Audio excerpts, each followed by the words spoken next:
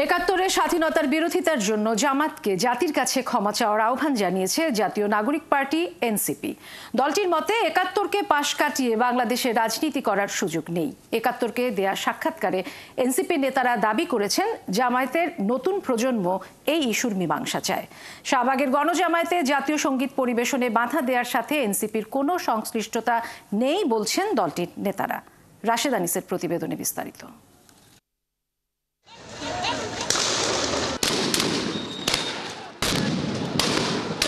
July গণঅভ্যুত্থানে fascist বিরোধী আন্দোলনে গুরুত্বপূর্ণ ভূমিকা পালন করেছে জামায়াতে ইসলামী। তবে আন্দোলন চলাকালীন সময়ে রাজপথে জামায়াতের একাত্তরকে পাশ কাটিয়ে নতুন বাংলাদেশ গড়ার বিষয়টি প্রত্যক্ষ করেন এনসিপির নেতারা। তাদের স্লোগানেও উঠে আসে একাত্তর বিরোধী অবস্থান।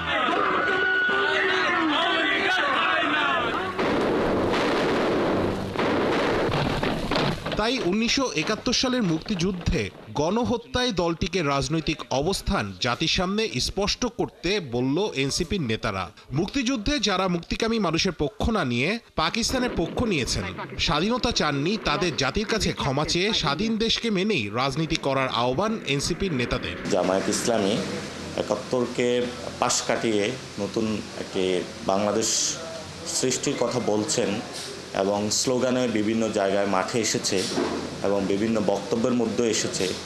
এবং আমরা দেখেছিলাম যে 5 তারিখের পরেই দেশবাসী উন্মুখ হয়ে আছে তাদের থেকে স্পষ্ট বক্তব্য পাওয়ার জন্য, অমীমাংসিত যে বিষয়টি রয়েছে সেটা নিয়ে স্পষ্ট করার জন্য, কিন্তু আমরা এই পর্যন্ত পাইনি। তো সে 71 সালে যারা মুক্তিযুদ্ধের বিরোধিতা করেছিল, স্বাধীনতা যুদ্ধের বিরোধিতা করেছিল, আপনাকে এই স্বাধীনতাকে মান্য করে এবং আপনার অতীতের বিষয়টা যে আপনি স্বাধীনতা চান না সেটাকে ভুল হিসাবে স্বীকার করেই জাতির কাছে স্পষ্ট অবস্থান তৈরি করে তারপর আপনার রাজনীতি করা উচিত। মুক্তিযুদ্ধের সময় যাদের বিতর্কিত অবস্থান ছিল কিংবা যাদের সহযোগীর ভূমিকা ছিল যারা গণহত্যায়, তাদেরকে অবশ্যই বাংলাদেশের জনগণের কাছে তাদের অবস্থান পরিষ্কার করতে হবে। 1947 সালের ধারাবাহিকতায় 1971 এবং 1971-এর ধারাবাহিকতায় 2024 এসেছে। তাই মুক্তিযুদ্ধকে অস্বীকার করার কোনো অবকাশ নেই বলে মনে করেন এনসিপির নেতারা। বিএনপি বহুদলীয় গণতন্ত্রের মাধ্যমে জামায়াত রাজনীতির সুযোগ পায়। তাদের নতুন প্রজন্ম একাত্তরের অমীমাংসিত ইস্যুর মীমাংসা চায়। তাই তাদের ইতিহাসে পেছনে ফিরে যাবার কোনো সুযোগ নেই বলেও মনে করছেন তারা। জামায়াত ইসলামী এই গণঅভ্যুত্থানে বড় একটা অংশগ্রহণ তাদের ছিল।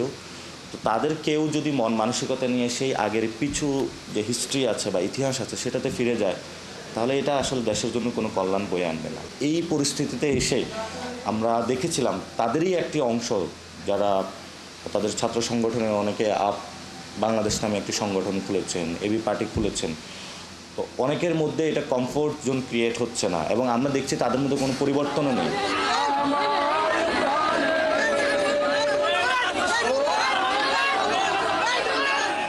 শাহবাগে গণজামায়াতে জাতীয় সঙ্গীত পরিবেশনে বাধা দেওয়ার সাথে এনসিপির কোনো সংশ্লিষ্টতা নেই বলছেন দলটির নেতারা। জাতীয় সঙ্গীত এটা আমাদের রাষ্ট্রের যে যতগুলো প্রতীক আছে সেই প্রতীকগুলোকে সম্মান জানানো উচিত। কেউ যদি এটা বাধা দিয়ে থাকে আমরা এটার সাথে কোনো সমর্থন নই।